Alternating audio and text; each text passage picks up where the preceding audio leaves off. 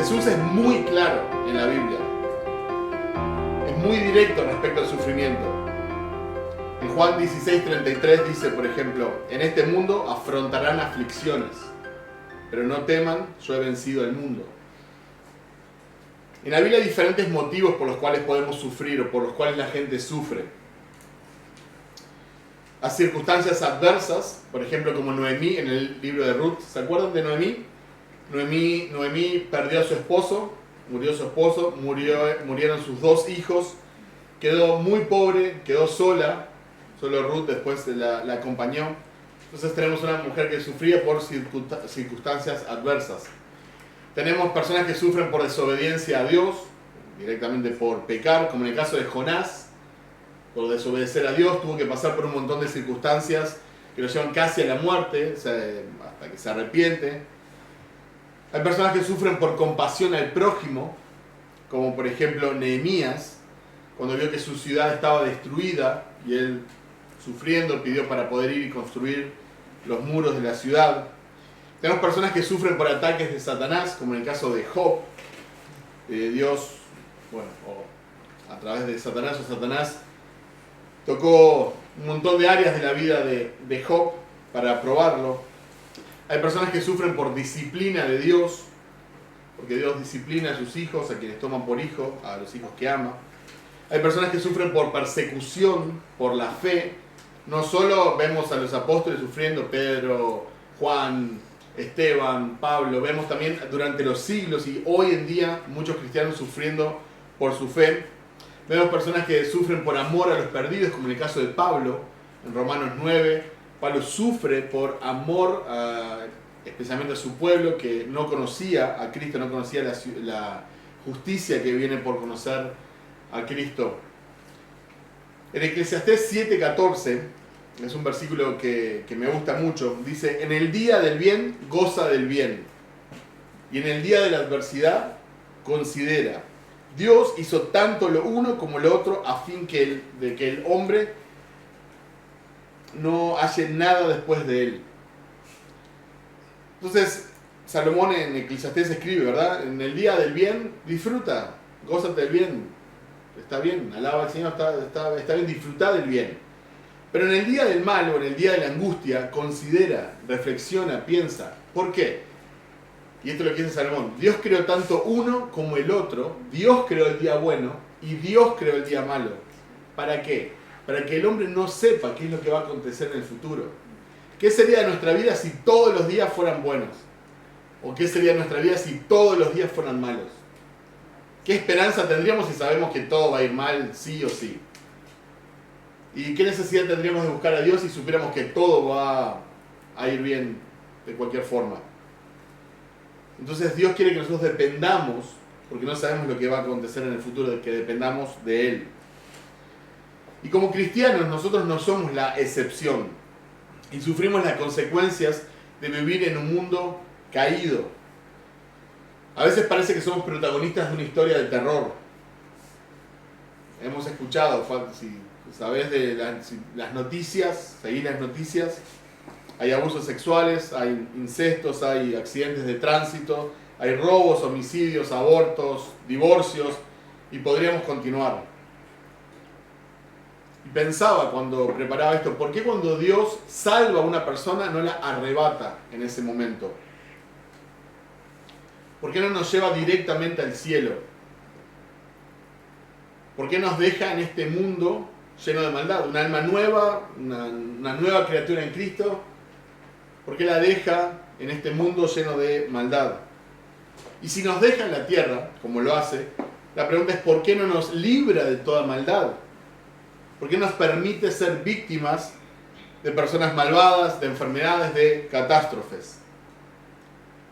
Y estas preguntas son las que espero que se puedan contestar, ahora metiéndonos en la palabra de Dios, porque vamos a ver cuando Dios quiere que sufras. Y me gustaría que me acompañen a 2 de Corintios 12, del 7 al 10. Y para que la grandeza de las revelaciones no me exaltase desmedidamente, me fue dado un aguijón en mi carne, un mensajero de Satanás que me abofeté, para que no me enaltezca sobremanera. respecto a lo cual 3 veces he rogado al Señor que lo quite de mí. Y me ha dicho, bástate mi gracia, porque mi poder se perfecciona en la debilidad.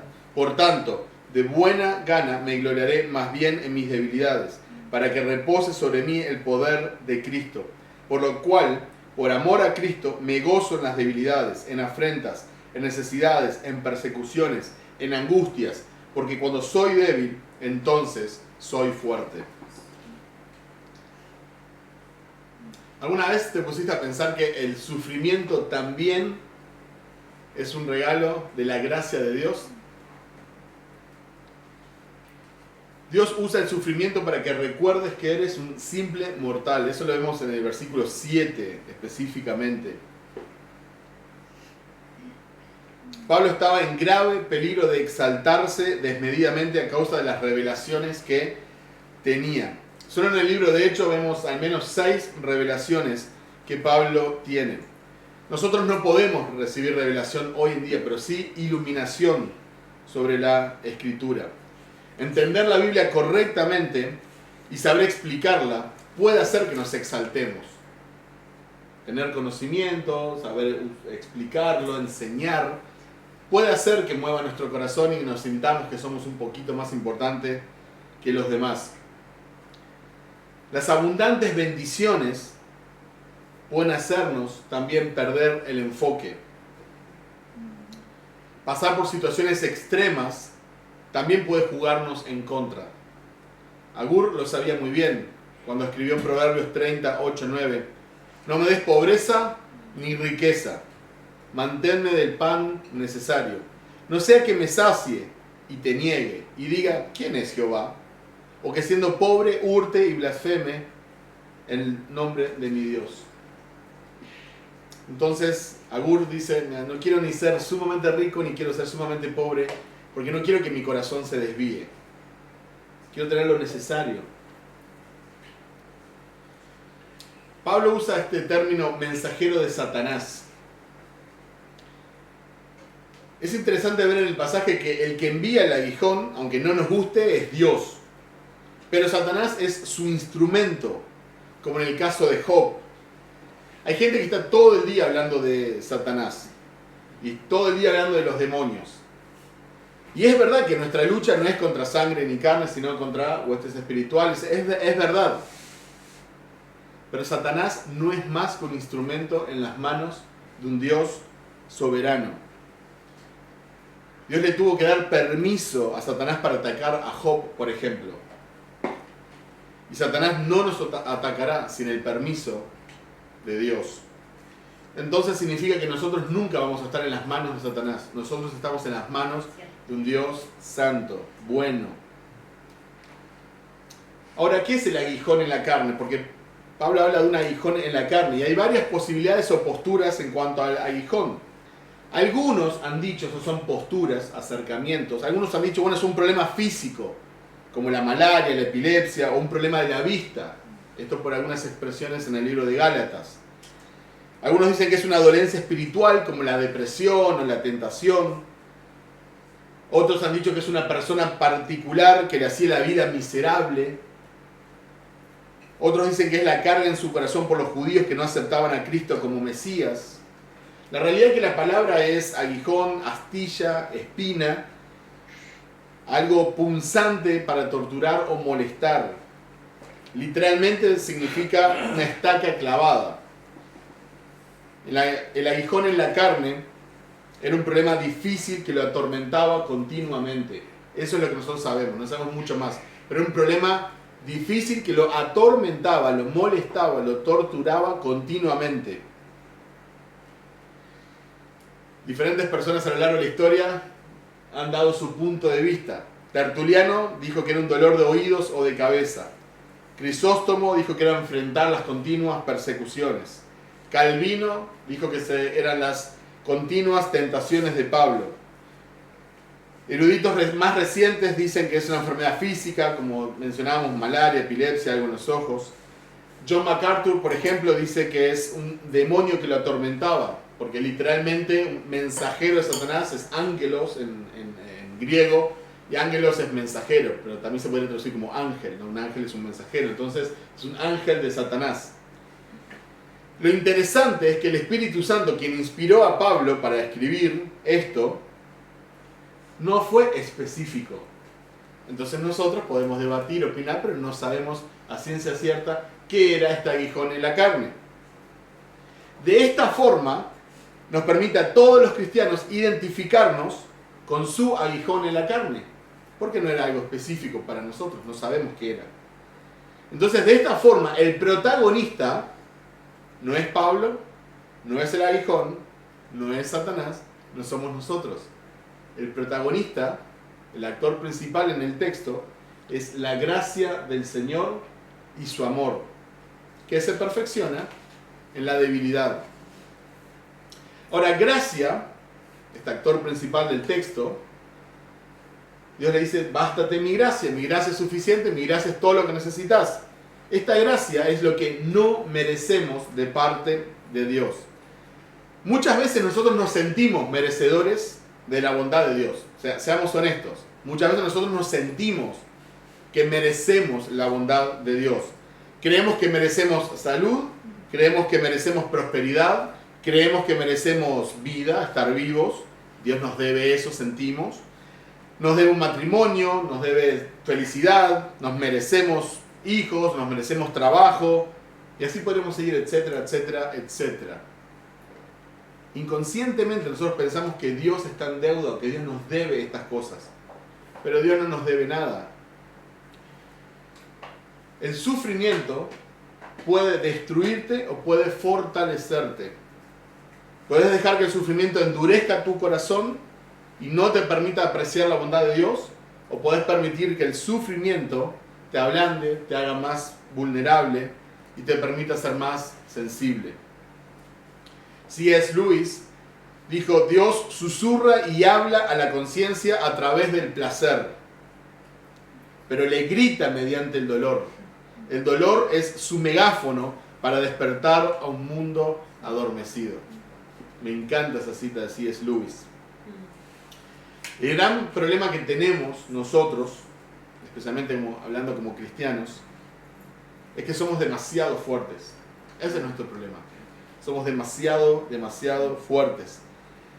Por eso no experimentamos el poder de Dios. Porque nunca estamos en una posición de debilidad. Siempre somos fuertes, siempre podemos.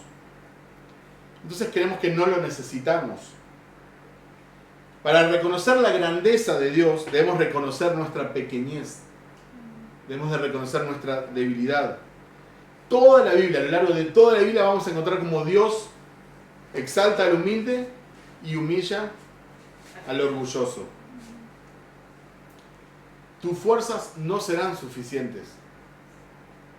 En muchísimas circunstancias no serán suficientes. No importa cuánto dinero tengas, no importa tus conocimientos, no importa tu físico, no importan tus dones, tus habilidades.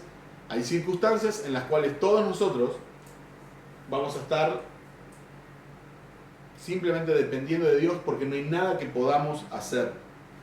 Y Dios es muy bueno poniéndonos en ese tipo de situaciones para recordarnos quién es el que manda, quién es el que nos sostiene, quién es el que nos sustenta y quién es el fuerte.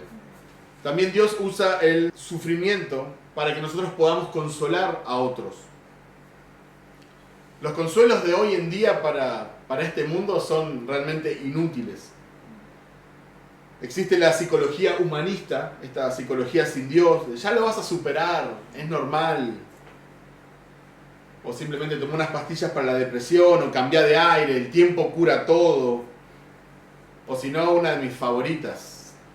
Dios le da las peores batallas a sus mejores guerreros.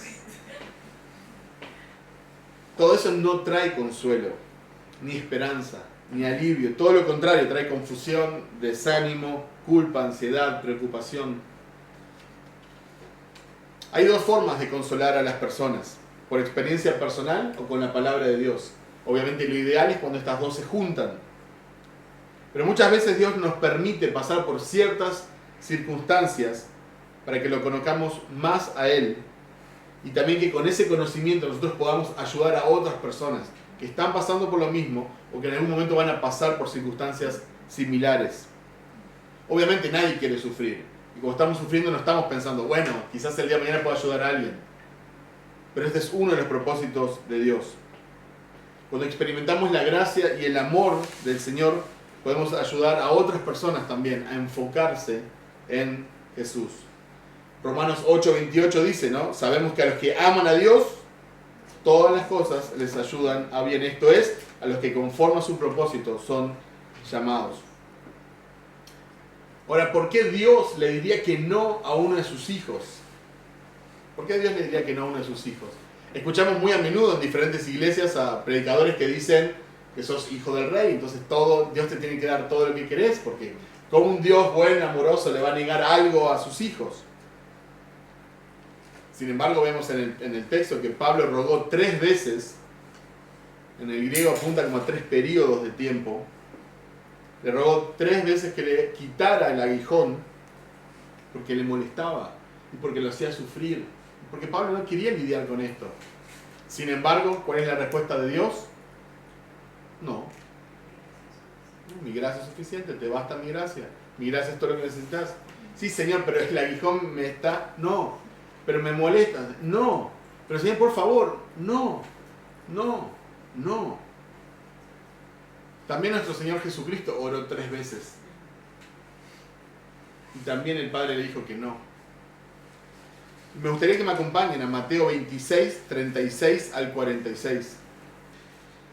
Entonces Jesús llegó con ellos a un lugar que se llama Getsemaní y dijo a sus discípulos, siéntense aquí mientras yo voy allá y oro. Y tomando con él a Pedro y a los 2 hijos de Zebedeo, comenzó a entristecerse y a angustiarse. Entonces les dijo, mi alma está muy afligida hasta el punto de la muerte. Quédense aquí y velen junto a mí.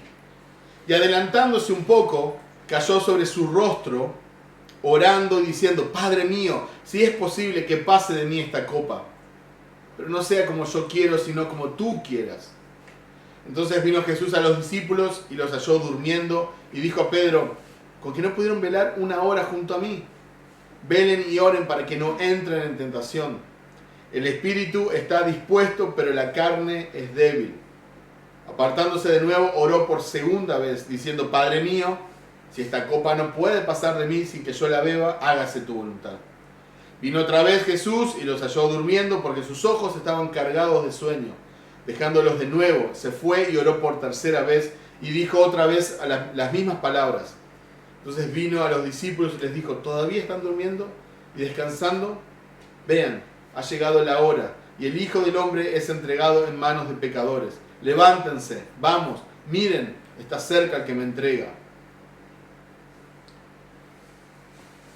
Dios, Padre, le dijo que no 3 veces a su Hijo Jesucristo. Tratemos de meditar en eso. Dios, el Padre, le dijo que no 3 veces a su Hijo, Dios, Jesucristo. Podés tener una relación maravillosa con Dios. Podés tener una relación profunda con el Señor. Podés declarar, arrebatar, confesar, gritar en el nombre de Jesús, porque si gritás, viste que tiene más poder, ¿no? Y aún así, recibir un no como respuesta. Y ese no también es gracia de Dios. Ese no también viene de la gracia de Dios. Isaías 55, 8, 9 es un pasaje que muchos conocen. Pensamientos no son vuestros pensamientos, ni vuestros caminos son mis caminos, dijo Jehová. Como son más altos los cielos que la tierra, así son mis caminos más altos que vuestros caminos, y mis pensamientos más que vuestros pensamientos. Pablo quería predicar la gracia. Dios quería que experimentara la gracia. Pablo quería hablar del poder de Dios. Dios quería perfeccionar su poder en Pablo. Pablo quería no sentirse débil, pero Dios quería que se sintiera fuerte en él. Job 42:5 dice, he sabido de ti solo de oídas, pero ahora mis ojos te ven. Nosotros sabemos todo el sufrimiento que pasó Job hasta este punto. Este es el capítulo 42 del libro. Desde el capítulo 1 que lo vemos sufriendo.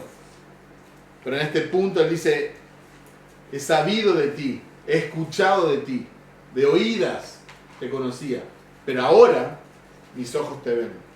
Ahora te veo cara a cara. Ahora te veo realmente como sos. Job conocía de Dios porque había escuchado de Él. Tenía información de Dios. Pero solo después de mucho sufrimiento y un severo trato de Dios, pudo verlo con sus propios ojos. Entonces la pregunta para nosotros es, ¿de verdad queremos conocer a Dios? ¿De verdad querés conocer a Dios? ¿O querés tener información de Él? ¿Querés escuchar de Él? Porque la mayoría de las personas en este mundo ha escuchado del Creador, ha escuchado de Jesús, no todos, pero muchos, pero no lo conocen realmente. Sin embargo, acá tenemos el caso de un hombre que Dios lo hizo sufrir y trató duramente con él para llegar a este conocimiento de intimidad. Me gustaría que me acompañen a Juan 16, 20 al 22. En verdad les digo que llorarán y se lamentarán, pero el mundo se alegrará. Ustedes estarán tristes, pero su tristeza se convertirá en alegría. Cuando la mujer está para dar a luz, tiene aflicción, porque ha llegado su hora. Pero cuando da a luz al niño, ya no se acuerda de la angustia, por la alegría de que un niño haya nacido en el mundo. Por tanto, ahora ustedes tienen también aflicción, pero yo los veré otra vez, y su corazón se alegrará, y nadie les quitará su gozo. Jesús es honesto con sus discípulos. Siempre les dijo la verdad. Jesús no era un predicador de la prosperidad. Jesús nunca les mintió, nunca les dijo que todo iba a estar bien y que todo iba a ser color de rosas y que nunca iban a sufrir. Jesús nunca le dijo a sus discípulos que siempre iban a tener suficiente dinero, que iban a tener todas las cosas que quisieran, que todo iba a estar bien, que no les iban a hacer daño, que no les iban a perseguir. Jesús nunca prometió eso, ni a los discípulos de su momento, ni a aquellos que vendríamos después. Todo lo contrario. Jesús les dijo, van a sufrir, van a llorar, van a lamentarse. En otros pasajes, serán perseguidos a causa de mi nombre. Si a mí me persiguieron, mucho más a ustedes. Jesús siempre fue muy honesto y muy directo en cuanto a ese tema. En este contexto de este pasaje particular, el contexto es que Jesús acaba de anunciar que iba a morir. Y no es la primera vez que lo anunciaba.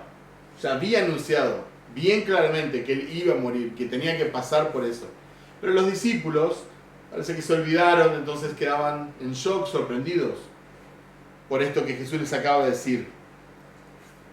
Y mientras los discípulos estuvieran sufriendo, Jesús les dice que el mundo, la sociedad a su alrededor, iba a alegrarse. Imagínense el contraste. Seguidor de Jesús, especialmente en este contexto de que Jesús iba a morir y iba a ser sacado de ellos. Entonces ustedes van a sufrir, van a lamentarse, van a estar confundidos, van a estar mal, van a estar afligidos, pero el mundo, esta sociedad, este sistema que va en contra de los valores de la palabra de Dios, se va a alegrar, va a estar feliz.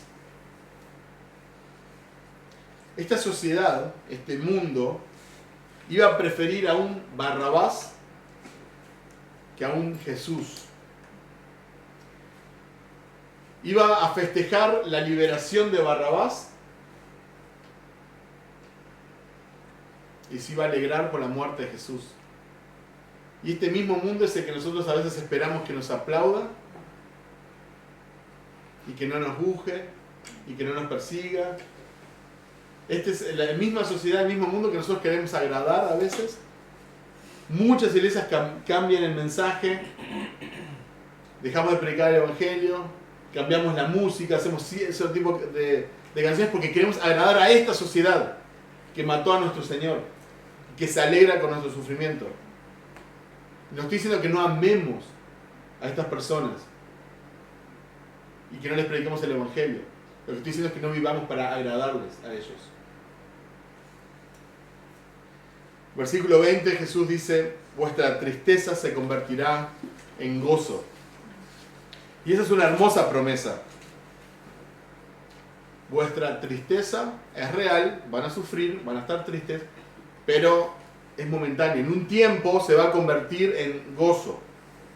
Y esto es un ánimo de Jesús a sus discípulos. Y creo que es un ánimo, si bien este era un contexto puntual donde Jesús le hablaba a sus discípulos y hablaba sobre su muerte, creo que esto se aplica perfectamente a nosotros. Jesús le dice a sus discípulos, tienen que tener la perspectiva correcta. La tristeza, la amargura, la desazón no son el destino final del creyente. El destino final de los creyentes es el gozo eterno. Eso es lo que nos espera. Ese es el destino final de nosotros. ¿Vamos a pasar por valle de sombra de muerte? Sí. ¿Vamos a estar tristes? Sí. ¿Vamos a llorar? Sí. ¿Vamos a seguir las pisadas de Jesús? Sí.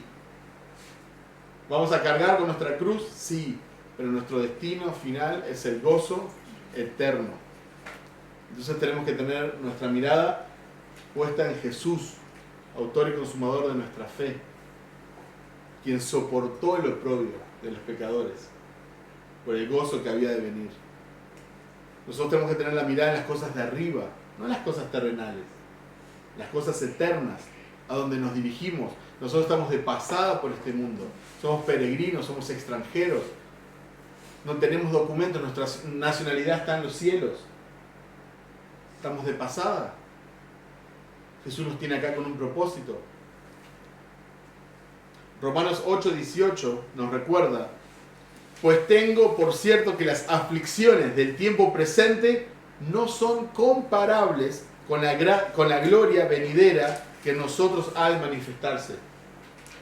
No importa cuán grande sea el sufrimiento que estás pasando, o que vas a pasar, o que has pasado, ni se compara con la gloria que ha de revelarse para los hijos de Dios. Ahora es interesante que Jesús estaba a punto de experimentar una angustia indescriptible que no entra en nuestra mente. La mayor angustia que alguien pudiera experimentar en la tierra. La angustia no es que estaba a punto de morir. Hay muchos mártires que han caminado hacia la hoguera cantando himnos con gran gozo. No es una gran hazaña morir por tus ideales, cuando aún personas mueren por causas que ni siquiera son muy reales. Pero Jesús estaba a punto de beber la ira de Dios, la ira santa y justa de Dios. Estos son las copas que menciona, símbolo de la ira que el Dios santo justo iba a derramar sobre su Hijo, que iba a ser expiación obviamente por nuestros pecados y por los pecados de todos aquellos que iban a creer. Entonces, la angustia que estaba experimentando Jesús es indescriptible, no podemos llegar ni a imaginarnos.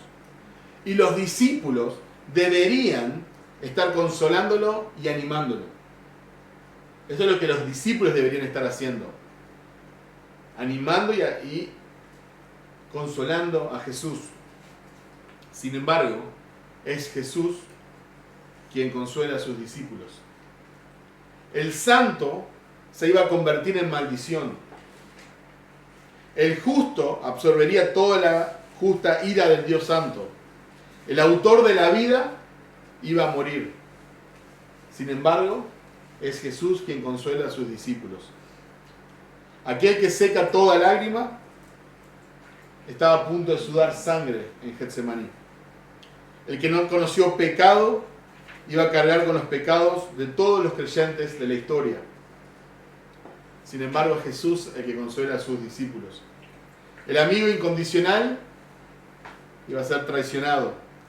Aquel que está con nosotros en todo momento iba a ser abandonado. El juez supremo iba a ser hallado culpable y condenado. Dios hecho hombre iba a ser cuestionado, burlado, agredido y asesinado por sus criaturas. Aquel que es la palabra de Dios iba a quedar en silencio. Aquel que es el agua viva, que quita la sed eternamente, tendría sed mientras colgaba de un madero. El dueño de todo lo que existe, el dueño del universo, iba a ser enterrado en una tumba prestada. Sin embargo, es Jesús el que consuela a sus discípulos. Los falsos sistemas religiosos que nos rodean nos han hecho ver a Dios como un Dios lejano, que no sabe mucho de nuestro sufrimiento. No tiene que pagar las cuentas, no tiene que estudiar, no tiene que trabajar, está en el cielo, no tiene nada que ver con nosotros, no sabe de virus, no sabe de enfermedades, no sabe de presión social, porque es un Dios lejano, que está en el cielo, en su trono, pero no tiene mucho que ver con nosotros. Él está en el cielo y no sabe casi lo que está pasando en la tierra. Eso es lo que nos han hecho creer. Un Dios que no sabe lo que es sufrir. Un Dios que no sabe lo que es perder un ser querido. Hemos llegado a creer que es un Dios que no sabe lo que es ver a un hijo morir. Que no sabe lo que es ser traicionado por aquellos que ama profundamente. Un Dios que no entiende una enfermedad mortal y que no sabe lo que es estar a punto de morir. Un Dios que no sabe lo que es ser acusado injustamente. Ese no es el Dios de la Biblia. Nuestro Dios sabe lo que es sufrir. Nuestro Dios entiende. Nuestro Dios consuela. Nuestro Dios tiene la capacidad de convertir la tristeza en gozo. Dios y solo nuestro Dios tiene la capacidad de convertir tu angustia más profunda en un gozo supremo y eterno. Y Dios puede convertir tu tristeza o tu sufrimiento en un gozo eterno, principalmente por dos razones. Primero, porque Él es fuente de todo gozo verdadero. Y segundo, porque Él sabe lo que es sufrir. Porque Él sabe lo que es sufrimiento. Juan 9, del 1 al 3. Al pasar, Jesús vio a un hombre ciego de nacimiento. Y sus discípulos le preguntaron: Rabí, ¿quién pecó, este o sus padres, para que naciera ciego? Jesús respondió: ni este pecó ni sus padres, sino que está ciego para que las obras de Dios se manifiesten en él. Ahora vamos a hacer algunas preguntas honestas, esas difíciles. Dice Jesús: ni este pecó. No está hablando de la impecabilidad de ellos, eran obvio que son pecadores como todos los seres humanos, no hay nadie que busca a Dios, ¿no entiende? Está hablando que no está ciego a causa de un pecado puntual que hayan hecho, ni él ni sus padres, no es un castigo por un pecado. Pero dice, está ciego para que las obras de Dios se manifiesten en él. O sea, ¿cuál es el propósito dado por Dios para que este hoy en día hombre adulto haya nacido ciego? Para que las obras de Dios se manifiesten en él. Ahora yo pensaba, Dios decidió mandar a un bebé ciego a este mundo para manifestar sus obras en él. ¿Acaso Dios no pensó en sus padres? Cuando los padres se enteraron que no iba a ver, que era no vidente, que iba a ser ciego. Cuando iba creciendo de chiquitito y se tropezaba, se caía o los amigos se reían de él. ¿Acaso Dios no pensó que ese niño no iba a tener la mejor calidad de vida posible? ¿Dios tiene derecho a no darle vista a una persona? ¿Dios tiene derecho a quitarle la vista a una persona? ¿Tiene Dios derecho a dejar paralítico a una persona sin caminar? ¿Tiene Dios derecho a quitarle la vida a una persona? Son preguntas difíciles que demandan respuestas honestas a la luz de la Biblia. ¿Quién es Dios? ¿A quién adoramos? ¿A quién predicamos? Unos capítulos más adelante, Juan 11, del 3 al 4. Las hermanas entonces mandaron a decir a Jesús: Señor, el que tú amas está enfermo. Cuando Jesús lo oyó, dijo: esta enfermedad no es para muerte, sino para la gloria de Dios, para que el Hijo de Dios sea glorificado por medio de ella. Acá vemos otra vez Jesús dando la razón, el propósito de una enfermedad. Este es Lázaro quien después iba a resucitar. Es fácil ver la gloria de Dios en una persona que acaba de resucitar. Es fácil ver los propósitos o las obras de Dios en una persona que es sanada, que no puede ver y que un día para el otro, bueno, Jesús lo sana. Hoy en día existen países donde podés abortar a un bebé legalmente si se descubre, por ejemplo, que tiene síndrome de Down. Por eso hay países donde casi el nivel de, o sea, la cantidad de niños con síndrome de Down es casi inexistente. Porque descubren, ¿y qué piensan los padres? Oh, no va a tener una buena calidad de vida. O nosotros no vamos a tener una buena calidad de vida, ¿verdad? Nos va a incomodar, nos va a molestar. Quizás no lo dicen, pero es un poco lo que está de fondo. Entonces, ¿qué hacen? Abortan. Hay muchas personas que abortan sin ni siquiera saber si va a tener una malformación o síndrome de Down o algo, simplemente porque no quieren que les complique la vida. El mundo desecha a los que son más débiles o aquellos que no llegan a ciertos cánones de belleza. Pero Dios quiere mostrar su gloria a través de personas y situaciones que esta sociedad desecha. Entonces, cuando nosotros estemos pasando una situación difícil, desde una traición, un abandono, una enfermedad, la muerte de un ser querido, y muchas situaciones desagradables y horribles, nunca en la Biblia vas a encontrar que no tenés que estar triste o que no tenés que sufrir. No, todo lo contrario. Tenés todo el derecho del mundo a estar triste, tenés todo el derecho del mundo a sufrir y a llorar. Hasta Jesús mismo lloró. Pero como cristianos, nosotros tenemos que recordar que nosotros tenemos que estar enfocados en lo eterno, en la gloria de Dios, y que Dios puede usar esas circunstancias para obrar en nuestra vida, para consolar a otras personas a través de nosotros, y para Él ser exaltado, y para que sus obras sean exaltadas en nosotros.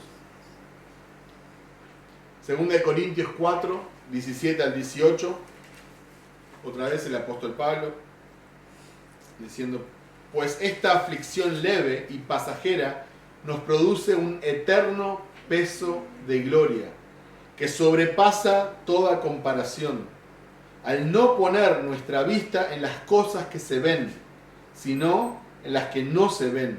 Porque las cosas que se ven son temporales, pero las que no se ven son eternas.